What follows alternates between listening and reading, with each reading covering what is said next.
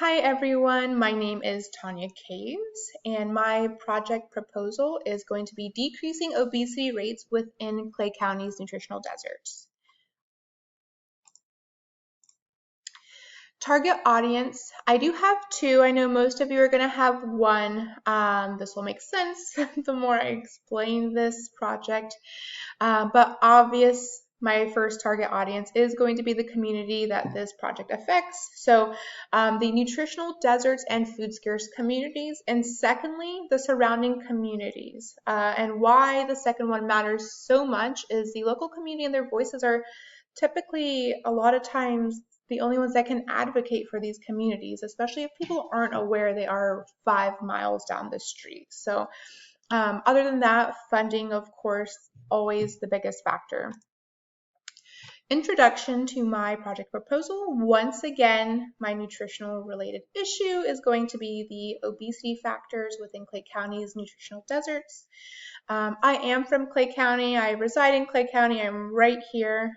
So it was kind of a fun, not fun, but worthwhile project to participate in and actually kind of get my hands dirty and see where the gaps are. So why this is important, food scarce communities typically have minimal healthcare access. So when you have minimal healthcare access, chronic illnesses such as diabetes, heart disease, and hypertension and arthritis do happen. They happen pretty often. And then in our research, diabetes and hypertension, I believe, are the most common, and then arthritis afterwards. But if untreated, these increase the risk of mortality in these communities. And if you have limited access to healthcare, it's at times inevitable. So this is why this is very important.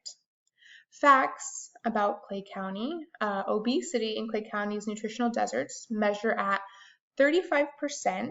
This is 8% higher than the national average. One of the reasons being is 22% of Clay County has minimal food access. So Clay County is on the outskirts of Jacksonville, so do keep that in mind. And Jacksonville is the biggest city in the United States. It takes roughly an hour, 15, 20 to get from one side to the other. So huge. Advocating and funding so many communities and neighborhoods can be difficult. I have learned that through my interviews. But factors that do contribute to obesity are lack of grocery stores, lack of transportation, socio and cultural challenges, and then, of course, unhealthy habits. And these are going to be from your friends, your family, environmental factors as well. So within one of my interviews, Andrea Crowder is the My Way director. She's wonderful. She had so much insight and so much information. I think she said one of the most prominent stores, even grocery stores, if that's included in a grocery store, is the dollar store, especially in the Green Cove and Keystone Heights area. So dollar stores typically have high calorie, high sugar, overly processed foods, obviously readily available and last longer on shelves. So that was one of the biggest things that I actually learned throughout my interview. So my proposal solution would be a monthly calendar with scheduled events. I did something very, very similar at the Interfaith Food Shuttle in Raleigh. Of course, Raleigh only takes 20 minutes to get by and funding is everywhere. So this one was a little harder to put together, but included in my solutions, this would include 2 deliveries a month completed by Caven, the local farmer. And Caven does bi-weekly setups in the Green Cove area, and he sells whole market farm fresh foods, but preferably the setup that would be needed is after his Saturday setups, and this is before the produce goes bad. So another one would be at least 2 physical activities set up with incentives to challenge the local community. And then My Way Health, free health assessments and nutritional classrooms held at the end of every month. And this is to track progress more so. Overall goal is to drop targeted population obesity by 0.5 every month. So, my little mousey.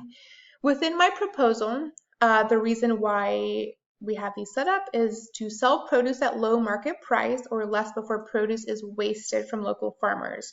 Once again, twice a month, particularly the day after his Green Cove market setup.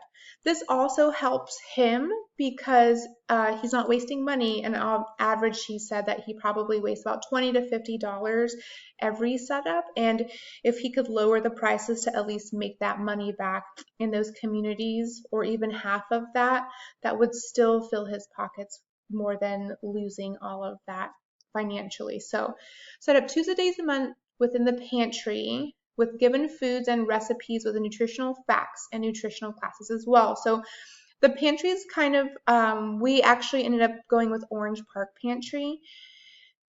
Green Cove was a little busy and a little more hard to get a hold of. The only thing about the Orange Park Pantry, which is like only 10 miles away, but when you don't have transportation, it's a huge factor. So they don't do deliveries. We would have to set up for pickup, or we would have to kind of have an incentive for a volunteer to make these deliveries and have a home hub for everyone to pick it up in front of their communities. We did something like this in Raleigh as well. So I do know that it's functional and it can work. You just have to have all of the moving puzzle pieces in place. So My Way Clinic partners with a local run club, creating a fitness incentive and setting 2 events a month, like mentioned before. So, and then once again, end of month health assessments for those who want it, and a chance for those to participate and grab produce, and a chance to leave feedback on how for us to improve on this proposal. So lots of moving things, lots of possibilities, especially with 3 different possible stakeholders, all very interested. But if I could build a calendar for a collaboration, which I have shared with them, I told them I would present this and see where it goes. Obviously, they have to move things around, and since funding is a huge thing, I think the biggest setback would be the pantry. They also do clothing, so they kind of have their hands full with a lot of things. But my collaboration is the first week, Caven's truck, and then Saturday or Sunday physical activity. Next week, My Way Clinic class, and then same week, food pantry meals. And then bi-weekly, same thing, Caven's truck, physical activity. And then the last week is going to be the same thing with the My Way Clinic class, and then food pantry meals, and then the health assessments on the very, very last weekend. So it looks easy. It's a lot more complicated once you get through the interviewing process, but most of these things that I have placed here is already in place for people, like Caven's food truck, and then My Way Clinic is everywhere, and this is actually their schedule I worked with. So I think the biggest thing would just be the food pantry. My call to action would be, like I said earlier, the biggest thing that we have advocating for these food scarce and nutritional deserts is the local communities. Most people don't realize that they are 5 miles down the street, and then lack of transportation is a thing for lots of people, and so is lack of electronics. So GPS or Google your local food scarce communities, and then look up their nearest pantries. So literally get on your laptop and search nutritional deserts in your area, and you will be mind blown at how many there actually are. So another call to action I have is to, of course, volunteer. Donate or host drop-offs for dry food. And I don't have this listed, but another really good one is Meals on Wheels as well. And typically your Meals on Wheels locally is going to have so many other informations or access to information for you. But other than that, my name is Tanya Caves. This is a silly little cartoon thing I got. Thought I was going to have it on my book. I thought I'd share it with you guys. But my email right here. I would love to collaborate. I know most of you will probably be doing clinical assessments and so forth. And then below that is my LinkedIn link. Once again, I would love to collaborate and link up with a bunch of ideas and people.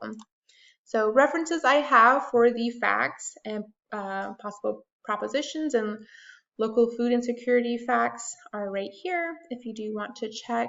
But other than that, that's my project proposal for my capstone. If you have any questions, just let me know. Thank you.